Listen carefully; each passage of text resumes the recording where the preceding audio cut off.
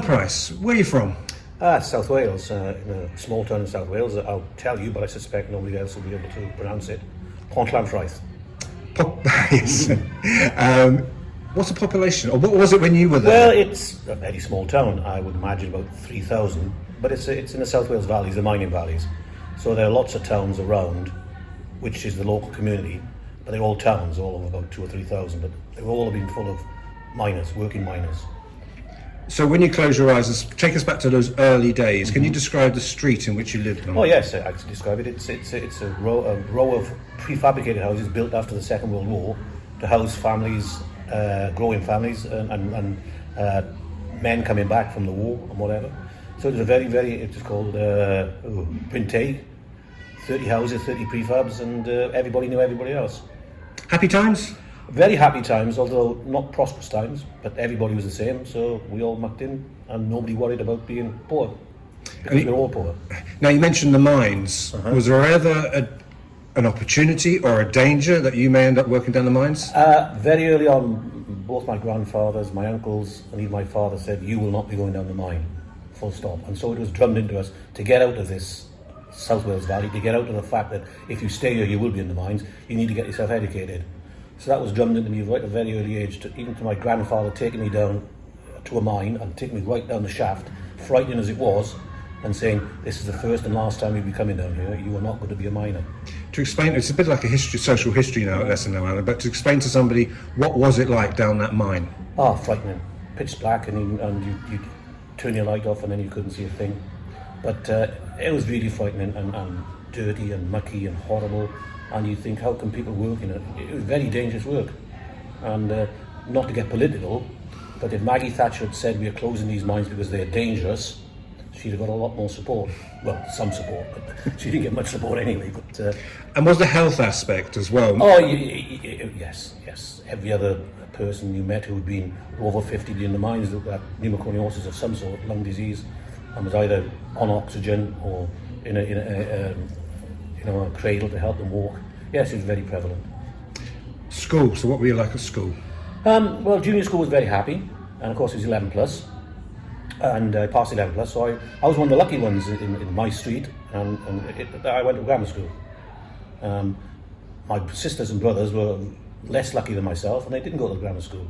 So I think the grammar school helped me in life. Well, it certainly helped me in life. And I sometimes think, where would I have been hadn't I gone to grammar school? Now, I'm not an advocate of grammar schools, and I don't get political, but it certainly helped me. It's twice under 3 minutes, you see, you're not going to get political. We'll keep going. Yeah. But to explain to people a bit more social history, what exactly was the 11 plus and what exactly were grammar schools? The 11 plus was an exam you took, test that you took in your last year 6, as it is now called, and it was verbal, non-verbal, general knowledge, writing, reading and maths. And everybody in the county took it, and then a certain percentage was said you were cut-off point, you go to grammar school, the rest you go to second modern schools. And it was as cutthroat as that. What did you enjoy about grammar school? And what was the name of your grammar school? Pont-Llanfraith Grammar. Well, I did sport. I enjoyed maths and I enjoyed chemistry, but it was always sport overriding everything. Any particular sport? Do you want to guess? Rugby. Yeah. And scrum half? Yes. I know we'll get onto your whole career in rugby, but what is it in those early days you loved about rugby and probably still do? Camaraderie, the bringing together. It was a team sport. Everybody relied upon everybody else. It was a game for everybody, all shapes and sizes. But it was rough and tumble. We enacted what we did out on the play fields when we were young. Now we can now do it on a rugby field, and it was great. So you played for the school team? Yes. And then was there a club side as well? I did play the club side as well. On the same day, sometimes there's a school match in the morning and club side until I got caught by the head teacher, who tried to stop me, but had little success.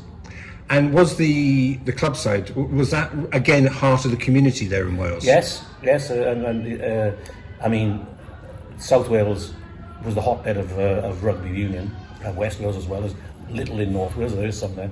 But within a 5-mile radius of my little town, there'd have been 20 teams, club teams, all playing rugby. Not now, they're all folding up because of austerity and other things. Who are your rugby heroes? Alan Pask, Gareth Edwards, Brynmore Williams. I went to college, which you're probably going to later, but a lot of these heroes were actually in college, Cardiff College. But Gareth Edwards, I suppose, is the main influence.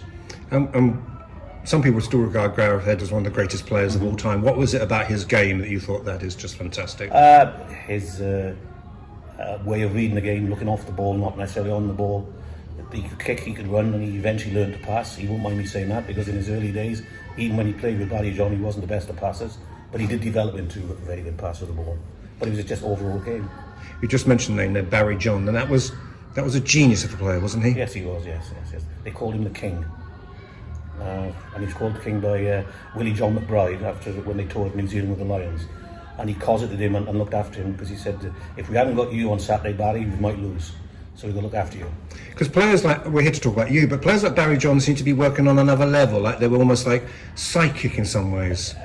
So, a lot of people say that about Barry John, yes. He really could make a ball talk, and his feet certainly talked as well. We mentioned college, so successful exam-wise? Could have been a lot more successful, but rugby was on a Wednesday afternoon, the same time as pure maths, double lesson, and rugby always took precedence, so it could have been worse. I was accepted into Cardiff College, which was then one of the top 4 PE colleges in the country, and was very, very, very happy to go there. And then met with like-minded people who wanted to continue with sport, but at the same time trained to be teachers. And so where was your first teaching job? My first teaching job was Mark Hall in Harlow. Right, so you straight to Harlow from Wales. How did that come about? Well, Essex had a big following from Cardiff. The PE advisor for Essex was Gwyn Harris, who always liked Cardiff, man. He went to Cardiff himself. So when you get to the towns of Thurrock and Basildon and Brentwood and Chelmsford, there were a lot of Welsh people there, and a lot of Welsh teachers, PE teachers especially, and Gwyn Harris particularly wanted Cardiff to train men. And so it came up, anybody wanted to go up to Essex, and about 10 of us put our hands up, and then I had a choice of various schools in Essex that I could go for interview. I came to Mark Hall, the first one I came to. It was a lovely June afternoon with the cherry blossom out, magnificent grounds at Mark Hall, and I said, yes please. Rugby and gymnastics they want. Rugby and gymnastics, that's for me, yes please. I was reading a teacher's memoirs from Harlow, who was teaching in the 60s and 70s, and so he seemed to indicate that he was actually at St Mark's, and he found that sometimes he couldn't get... Was there any snobbery in the early days of rugby matches saying Nextwell Grammar wouldn't play St Mark's and things like that? I came in 72. There may well have been before, but certainly from 72, I suspect, a few years before that, there was a very, very, very huge competition between all 8 schools. There were 8 schools then. In actual fact, in 1976, there was 8 schools with 3 PE teachers in each, 3 men. That's 3 8 to 24, until I taught maths as well. And in 76, 77, 22 of those 24 came from Cardiff. So it was in every sport, whether it was cross-country, athletics, basketball, gymnastics, swimming, rugby, football, hockey, there was a great inter-school rivalry. So the original question I forget now, Michael, but what was it? I can't remember, but was there any snobbery? Yeah, and did you find out? For example, was it like snobbery, like a cycle? That would you, as Mark Hall, would Campion play you? Or? Oh yes, Campion was and still is one of the better schools in Essex. Yes, we always played them right from year 7 up to upper 6th, and not just, for example, take year 7, which is under 11s. Not just one side, we put an A and B side out against them. So rugby was really strong in the 70s in Harlow. And did you... it was also... People find it surprising that there was a quote about the most football pitches per acre in Europe at some stage. So a lot of people playing a lot of sport. Was there room for everybody to play sport? Were you almost democratic in which sports pupils could play? Well, it was relatively easy in school because you played rugby before Christmas and football after. So boys could play both. And a lot of boys, most of my rugby team, I would imagine, played rugby on Saturday and football on Sunday. But I loved having football players play rugby, because in football you're taught to look off the ball. In rugby, if you start at an early age, you look mostly on the ball. So footballers have got the perception of where is the space, you know, what I do. Whereas rugby players who start early and continue with rugby and haven't had any experience of playing a more peripheral sport, looking off the ball, can get a bit bogged down with it. So I loved having football players come to rugby. And so we've got to cut Harlow relatively quickly in this interview, but we're really on the theme of rugby. So we're at the Latin Park, but when did the first time you went down to the Harlow Rugby Club down in Ramgorse? Well, I arrived in September 72, and I knew I wanted to play rugby, but I also knew that my career was important. So again, established in Mark Hall with all the teams that I needed to take. I really didn't play until just before Christmas, when I was refereeing a game, and a few gentlemen were on the side waiting for me. 2 of them were Welsh, and they said, by the way, you're playing for Harlow Twos this afternoon. I said, well, I didn't say much about it, but after that, but for 3 or 4 months in Harlow, I didn't play any rugby at all. But then once I started in December 72, carried on from there.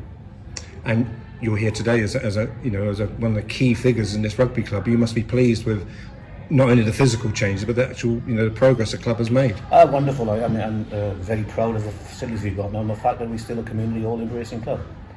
Yes, we want promotion. Yes, we want the best rugby we can, but not forgetting our roots and what we do for the local community. We really do welcome everybody from all walks of life to play rugby from the age of 6 onwards, and women and girls as well. So we do consider ourselves a community club, and that's been proven many times over. So we are very proud of what we got here, yes. How often do you get back to Wales? Not so often now that my parents have died. I've still got 2 brothers and 2 sisters there, but I get back 2 or 3 times a year to see them, and just come back from a college reunion in September when it was the 50th anniversary. So I get back as often as I can, but I'd probably like to get back more often. South Wales changed? Oh yes, the tips that used to scar the mountainsides are now gone, because of the 66 Aberfan disaster, partly because of that. So and the deprivation down there now is very right now that there's no mining, and some towns which are just mining towns are ghost towns. We've mentioned politics a couple of times. Are you naturally political? And in fact, some people would say, do you come from a sort of Welsh tradition of I politics? certainly do. I remember my grandfather's house being, whenever there was an election, the front room was the committee room for the Red Party. There wasn't anything else in Wales then. And so I think I'd probably carry on the tradition, although I do vehemently believe in socialism. But as long as politicians are doing a good job, does it matter what persuasion they are? I mean, it's when they're not doing a good job is when you really know the colour of your politics. And what about Wales as a country? Would you prefer to see independence? I know having an assembly, but no. I'm not Welsh speaking, but that's not the only reason. I think we need to be together as a United Kingdom, and I think we need Scotland as well. And you're proud to be Welsh? Oh, very proud, yes. If we went to your house, yeah, and you walked in, is there anything you say a Welshman lives here? My house at home? Yes. That's a very good question, Michael. I don't know, you'd have to come in and find out yourself. I mean, just to me, it's all natural. Lots of pictures around, I suppose, with rugby pictures and things like that. But no, I don't think, no.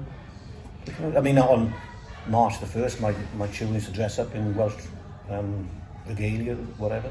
So we still celebrate quite, St. David's Day. We have St. David's Day dinner down here. But that sense of community you felt back in Wales, do you think you've transferred that in the heart of the rugby community here? Well, I don't think I transferred it. I think I entered into it.